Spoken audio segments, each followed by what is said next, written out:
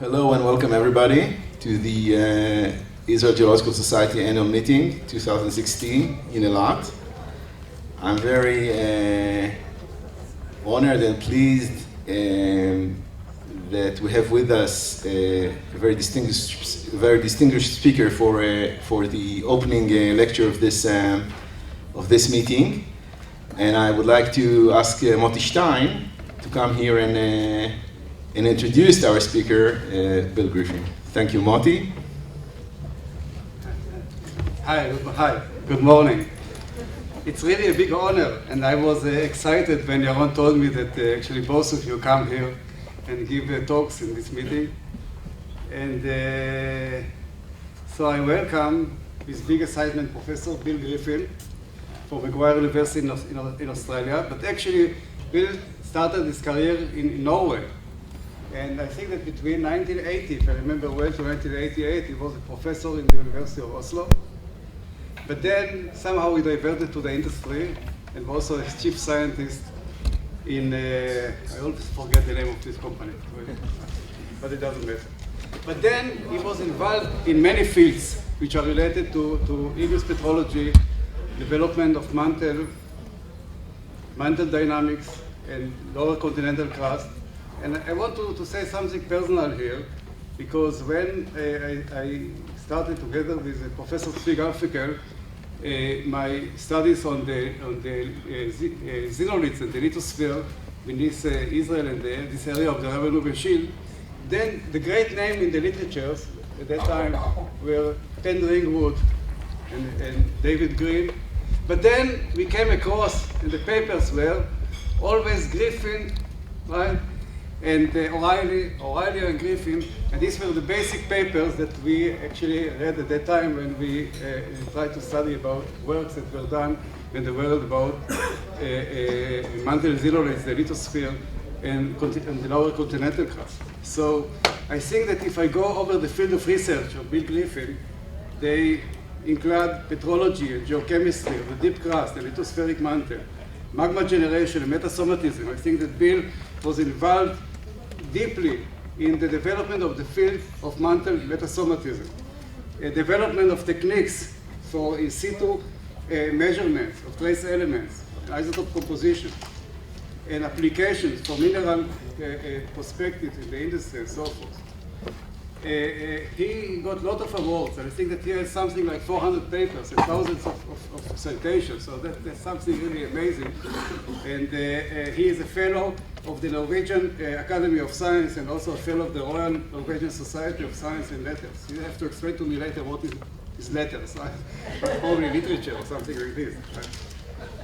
So, and then he was also the chief editor of Lithos from 1973 to 1986. And then he actually moved also to activities in China. He was one of the people that actually initiated the new geological survey of China and other activities. So I just want, I looked at the papers and I told myself, let's just bring one of them. And this is my personal choice. Okay, so remember, this is only my personal choice. And this is going far away. And my personal choice is Griffin and O'Reilly. Both of them are here now. 1997. Is the crust mantle boundary. Geology 15-2441, 244. I recommend to all of you to go back to this paper and read it. Thank you very much for coming here.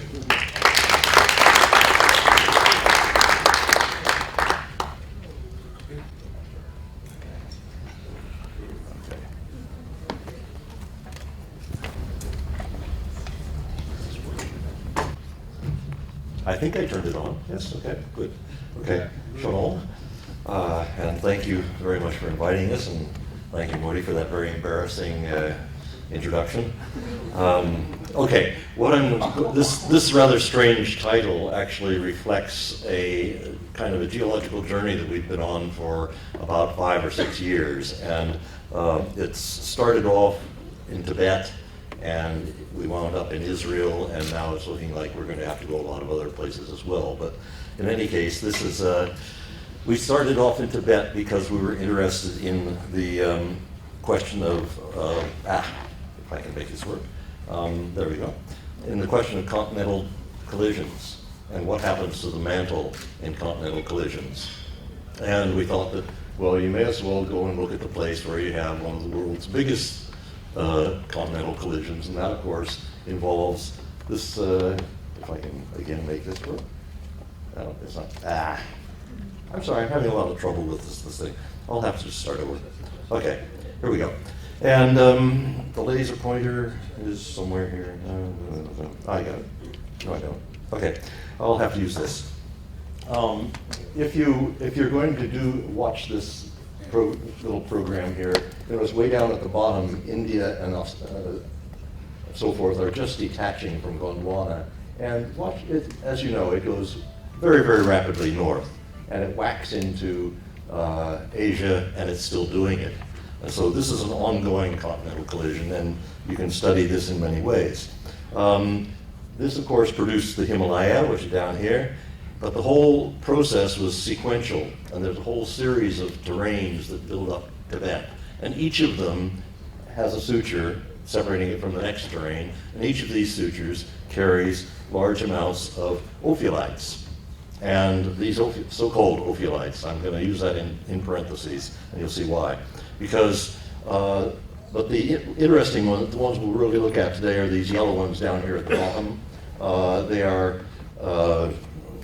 in place quite late.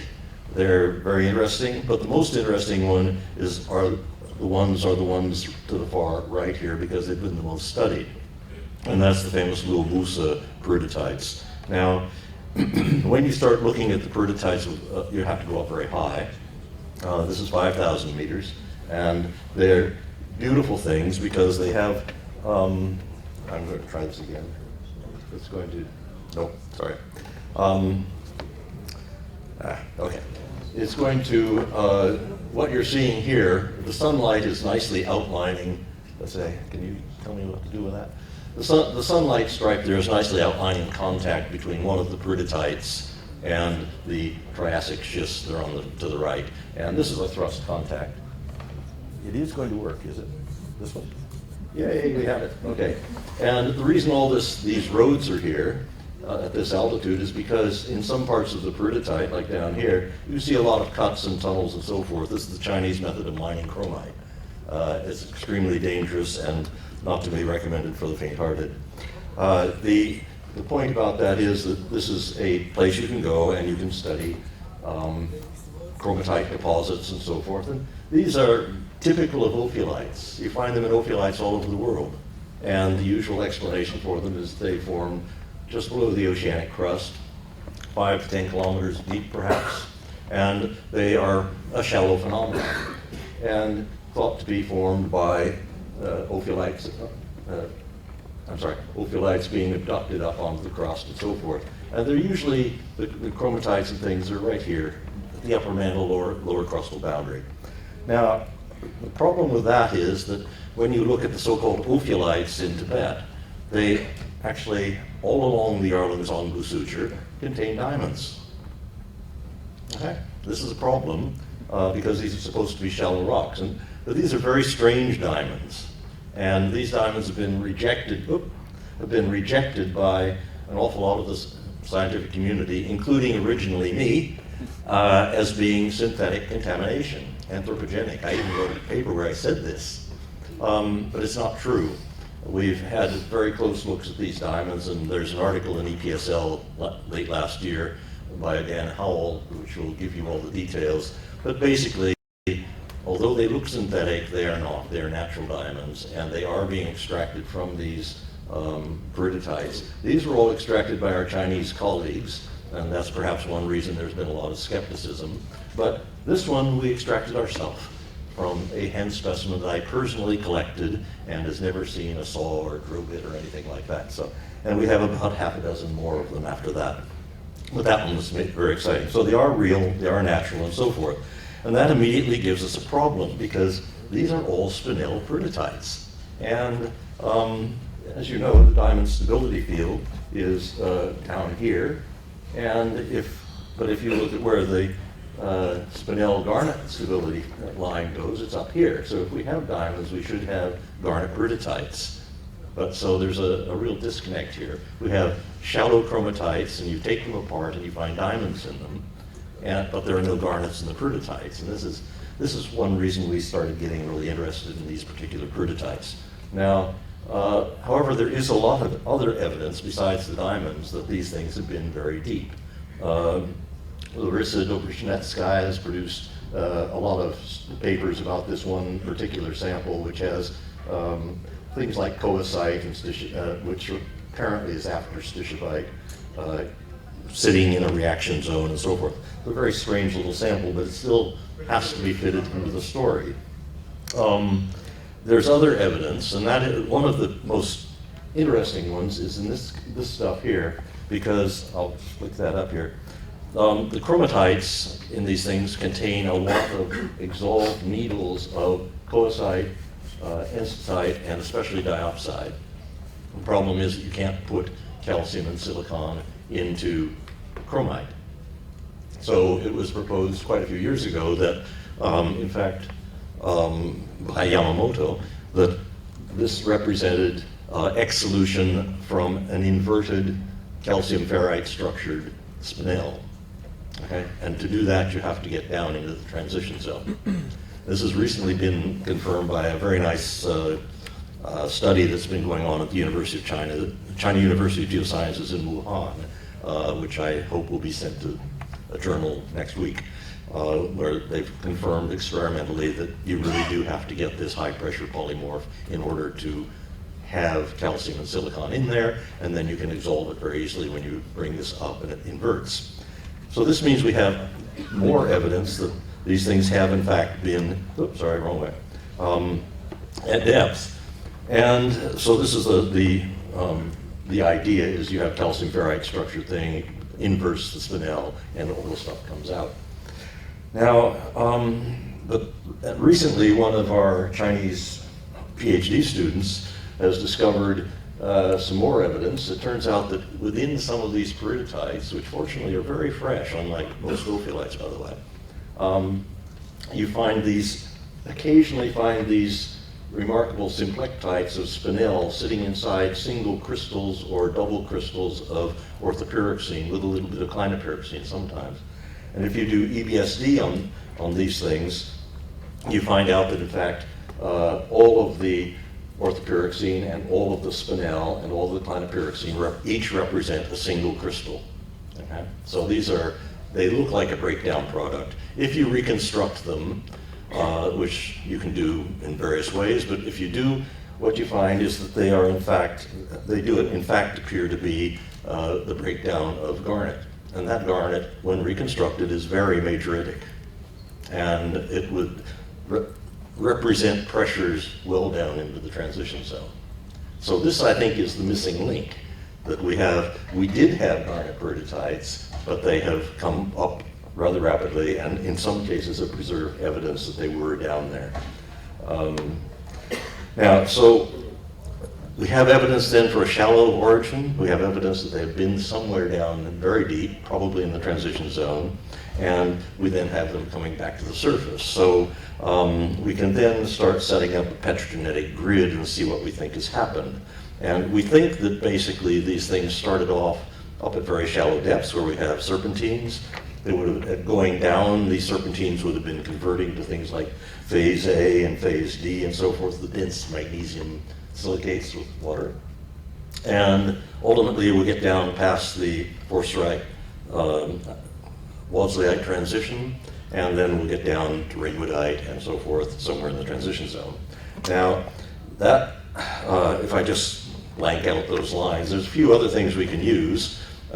We know we have to be deeper than the diamond graphite stability curve, and we also have coesite stishovite line there. We have the coesite stishovite line there, and we have a few other lines that we can put on here. For example, this is the kyanite going to corundum plus stishovite.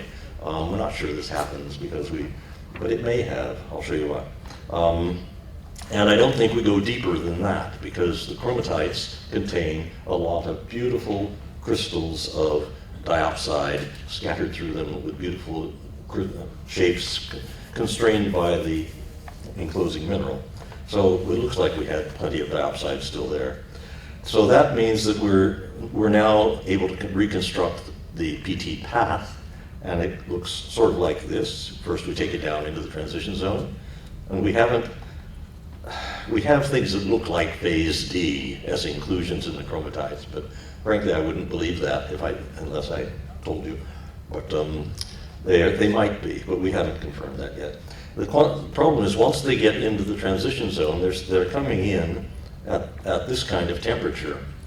And then if they're sitting in the transition zone, then of course they have to warm up, depending on how long they spend down there, because it's about 1,500 degrees down there.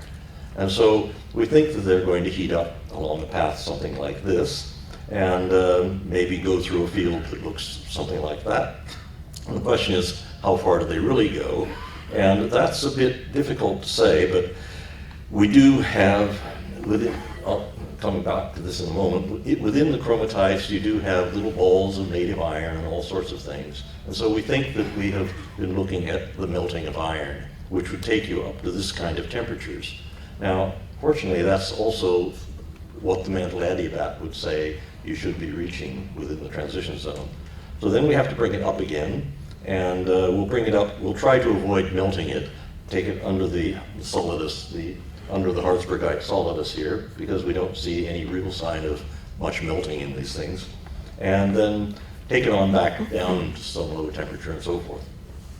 So effectively what we're doing is excavating these things up out of the slab graveyard, the transition zone.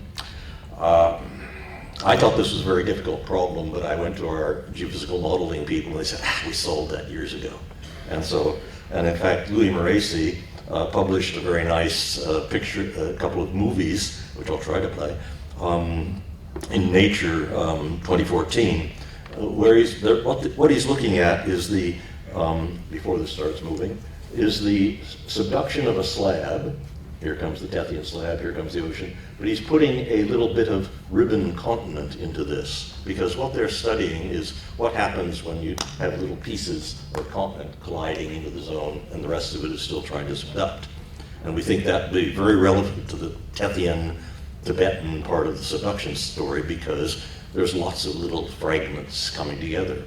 So if we can play that one, let us pray, we'll see. What happens now is that, you see, once the little slab, once the ribbon continent hits, the rest of the slab rolls back. And the rollback is really quite spectacular. You're seeing this in 3 dimensions here. And this takes the slab right on down into the transition zone, but it also creates a big hole here. So something has to give. And well, you see this best, I think, in this one, which is looking at it from underneath. Let's see. There we go. Let's try again. Okay, try again. Where's the little button here? No. It's not going to let me do this, is it? Unless I'm very lucky. There we go. Okay. Now, we're looking at from underneath. There the slab hits, or the continent hits, and you see how everything's pulling back. And you see all the little pieces flying through into here? Everything's coming roaring up out of the depths and whipping out into the hole, which is being created. Okay, if you look at that in a slightly more, shall we say, a calmer 2-dimensional view, then the process would look like this, and you can see the little arrows here. In detail, what happens is that you very rapidly develop a kind of channelized, as the slab hits the transition zone, you develop a channelized flow zone here, which is moving very, very, very rapidly. And that is, if you combine that with the natural buoyancy of an old piece of mantle that has been subducted into the transition zone, then you have a recipe for rapid transit. And the estimates range from about 6 million years to 10 million years to take something out of the transition zone and up to the surface. And that's very handy if you're trying to do what we're doing. So here's a slightly more, a slightly more graphic view. I did this one.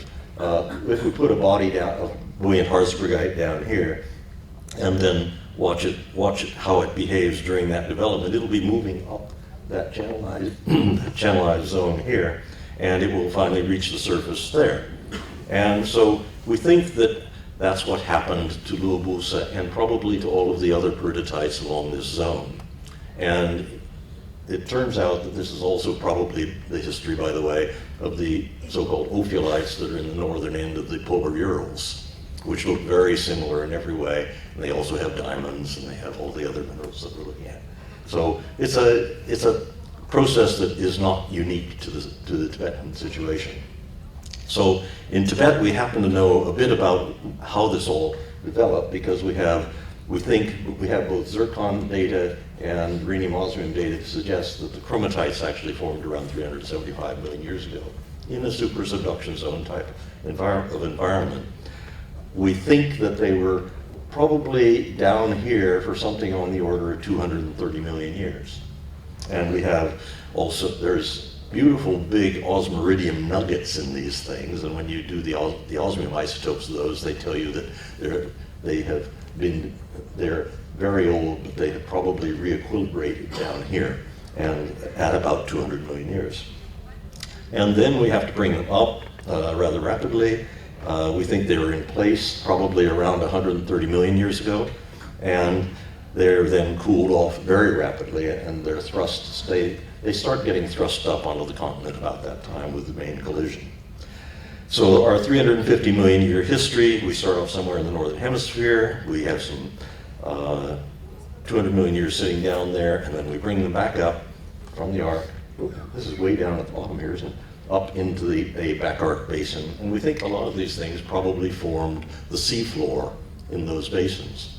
One of them apparently formed a seamount whose elevation is above the trench, or the basin bottom is estimated at something like 2 kilometers. So this is stratigraphic things, which I don't know very much about. Okay, so we thought, good, now we've solved the problem of the low pressure origin, the high pressure minerals and so forth. But there's another issue with these periddotites, and that is that the Chinese for years have been working on Luobusa, taking tons of material, crushing it up, and picking very laboriously through this. It's very great. If in China you have lots and lots of student power, you know, you can just sit and do this. And what they have discovered over the years is this amazing mineral assemblage. I mean, hundreds of things that have never been seen anywhere else previously. And they are, the thing they have in common is they're super reduced. You have things like native silicon, native iron. This is silicon carbide. And these things are all telling you that you have very low oxygen fugacity. And a lot of people will argue that you can't do this because the mantle doesn't have oxygen fugacity that low.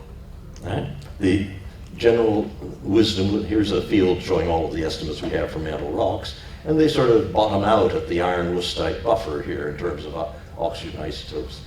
I'm sorry, of FO2. And so, you know, what do you do with something that requires conditions that are way down here somewhere? And there have been a number of rather strange arguments involving, you know, low temperature origin for these things or whatever, and none of which seem to hold much water. And it's obvious that this can't be the condition of the entire mantle, but it has to be some kind of localized environment. But what? We were working on this, trying to figure this out, because we have the silicon carbide, there's native chromium in Luobusa and so forth. And so we knew we were down here somewhere, and we didn't know where to go from there. So we started studying the silicon carbide to see if we could find anything out about that. And while we were doing this, a Russian friend said that you really should contact this mob in Israel who are getting very big silicon carbides, because if you ever look at silicon carbide from mantle rocks, including the Tibetan ones, 100 microns is a big one, yes? And so we said, okay, you know, so we wrote to Shefa Yamim and saying, you know, we perhaps, you know, get a bit of this stuff to look at. And so we met with a wildly enthusiastic response, overwhelmingly enthusiastic, I might say. And this is still going on. And Shefa Yamim, as you probably all know, have been doing exploration in this general region here and looking for sapphire, ruby. They're finding all sorts of things. I'll come back to this one later. And the silicon carbide. So this was kind of an interesting opportunity, but it really shows, as I say here, the serendipitous nature of science. You start off to do one thing and wait till you see what you wind up next. It's really amazing. Anyway, so there's the placer output from Shefa Yamim, all sorts of things, including these gigantic moissanite crystals, sapphire, rubies, diamonds, you name it. Okay. Now, we started studying the silicon carbide, but then we got questions. Toledo sent us thing, couldn't you tell us something about the corundum? As well, yeah, we do it with your corundum. Okay, fine, that's good.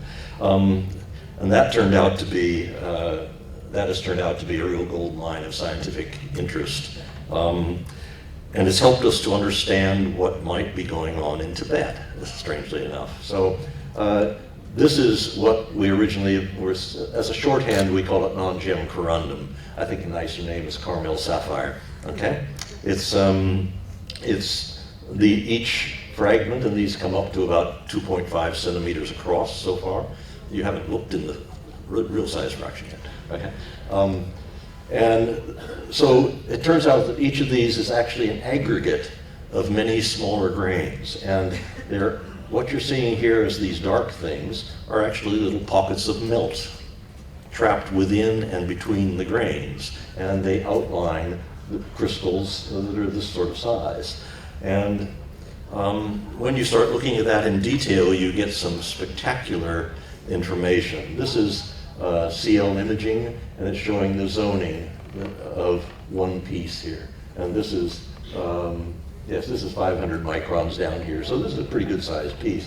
But you see there's zoning in here, which is clearly outlining some sort of growth pattern. And the differences in the CL brightness are caused by titanium substitution. And we're talking substitution up to very high levels. And I'll talk about this in another venue later this afternoon. I'll go into a little more detail. But I wish I had a color picture, because the luminescence is actually a brilliant pink grading into red. So they're very nice to look at. But when you look at it in detail, you start seeing that these crystals actually are growing as hopper crystals. You see, they have cavities on the faces, they have holes in the middle, and these dark holes are where you actually have some melt, and the titanium enrichment in the corundum is very high. And if you then look at some of these larger pieces in an EBSD image, which is sitting over here, each of these domains here consists of lots of small crystals, but the similar color shows that all those crystals have the same orientation. In this case, it means their C-axes are parallel. And if it's a little bit different color, it means the C-axis is a little bit different in orientation, and some of them are much different. So this is pretty characteristic of hopper growth. And hopper growth is something you can do in your kitchen if you want to do it with salt or with bismuth, for example. And hopper growth simply means that the edges of the crystals are growing much faster than the centers of the faces. And this is usually an indication that they're growing under supersaturated conditions. They're growing so rapidly that they can't keep themselves filled in. And this, of course, gives us an ideal way to trap melts.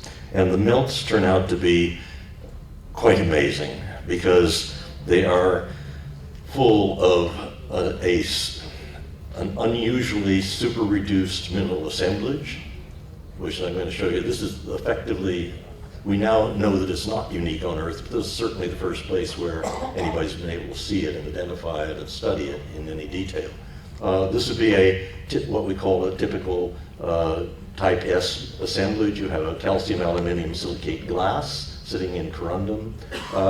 This mineral here, the orange thing, is something called tistarite, which I'll come back to later. This is Ti2O3. This is much more reduced than you will see in anything else on Earth in general. This, in fact, was not known on Earth previously. Some of this writing here, by the way, is for people who are not geoscientists, so please ignore it. Anyway, this turns out to be key mineral, as I'll show you. But you have other things. You have pockets of what we call an A-type melt, alloys. In this case, it's titanium carbide crystallizing from an iron silicide melt. And you have other amazing things. This is the titanium nitride sitting inside of skeletal cavities in the corundum. There's titanium diboride, which has never been seen as a natural phase before, and so forth. Now, I said that tistarite was a key mineral. And the reason for that is that it exists previously. Well, this is the type of material, and in fact, the only material. That's the type of material of tistarite. That's a 25 by 10 micron grain, and it's in a chondrule from a yende, which is, of course, one of the most primitive objects we know of from the solar system. And it's inside some of these calcium aluminium things. Yeah.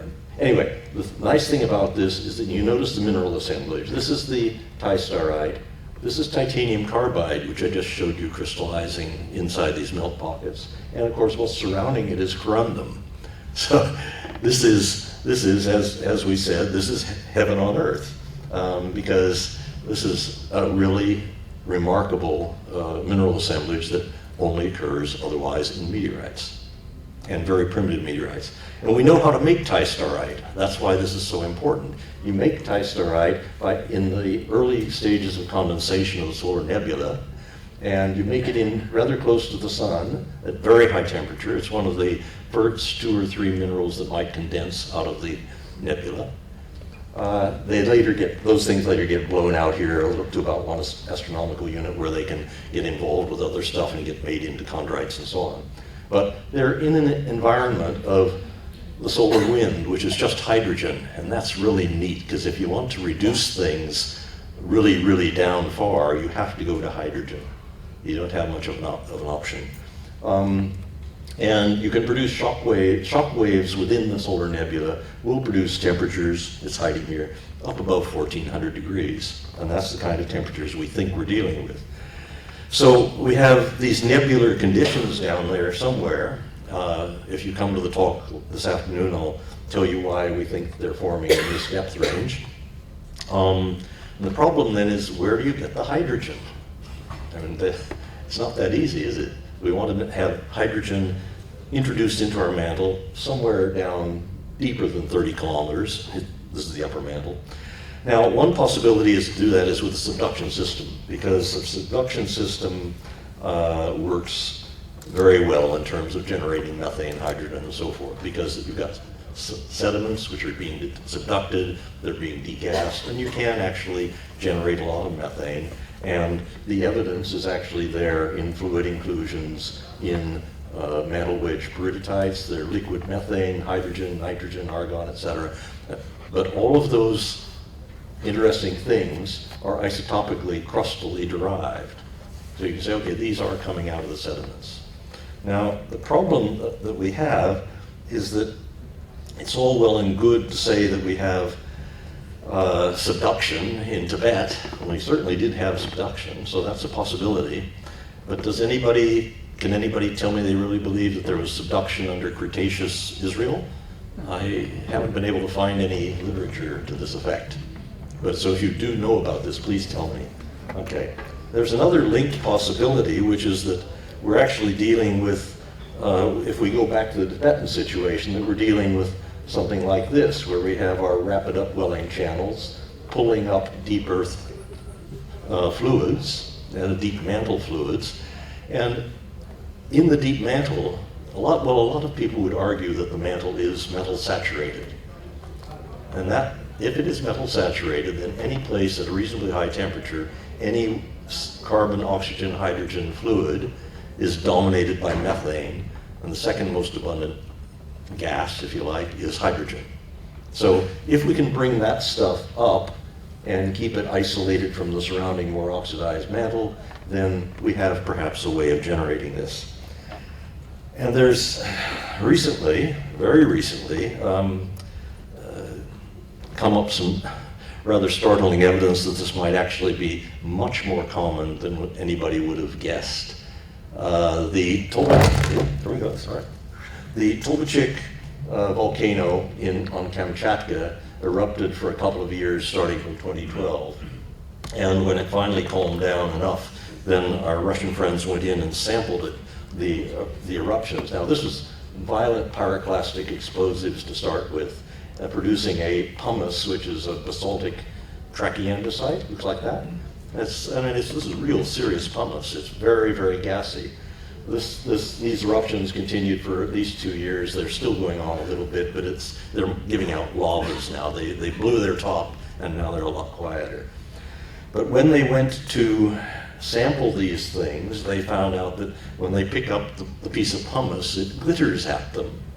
And the reason it glitters at them is because they're full of diamonds. And these diamonds are, as you can see, about, there's 50 microns, so these are about 250 microns across. Very similar to the ones in Tibet in every way. They have the same kind of weird morphology. They have the same color, greenish to yellowish. They have the same carbon isotopes. Like the ones in Tibet, they have very low degrees of nitrogen aggregation. Again, they look very much like synthetic diamonds, but the Russians have shown pictures of them in situ and so forth and so on. Now that's really exciting, and it turns out that if you go back in the literature, the Russians have been describing diamonds like this from the Kamchatka volcanoes for several years, quite a few years in fact. And of course the Western diamond mafia sort of brushes it aside because it doesn't fit with the conventional model for making diamonds, same as they did with the stuff from Tibet. But here's the kicker. It turns out that also reported within the pores of these pumices are silicon carbide, no details given, and metals, native iron, native nickel, all sorts of highly reduced phases, and high titanium corundum, as I live and breathe, is the same assemblage. And so we tend to think that we now have a link between Tibet, Israel, and this sort of Kamchatka thing, where these extremely reduced phases, it's also concentrated in titanium corundum, are coming up all over the place. And so we may have then effectively two different ways of doing this, and I'm not going to argue for one or the other until you can tell me more about the Cretaceous situation in Israel. But we might have situations where we're pulling methane and so forth off of slabs, but we might also be in a situation where that kind of slab subduction is driving this sort of upwelling.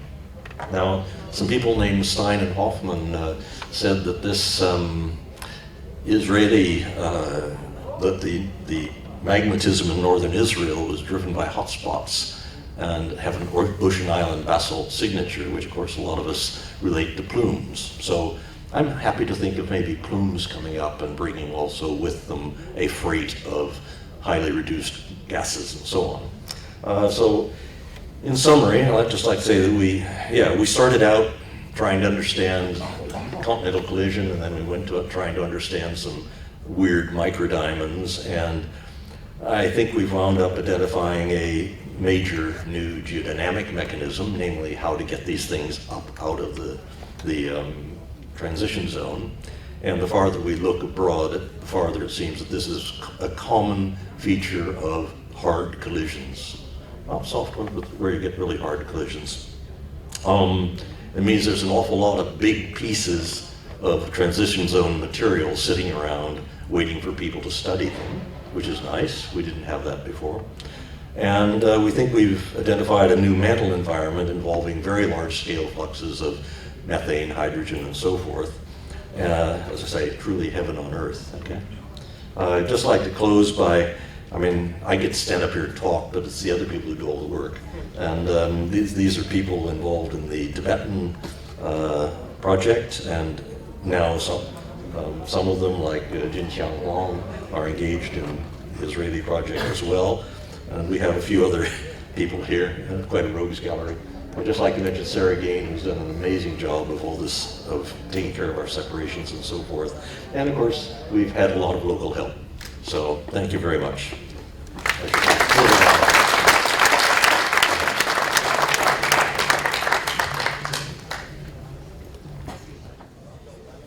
Thank you very much to Bill Griffin for this exciting talk. I forgot to mention at the beginning of Bill's talk that his arrival here, as well as the arrival of Sue O'Reilly, is actually thanks to the generous contribution of Shefa Yamim, and I wish to thank the company for bringing these two great geologists here. Thank you.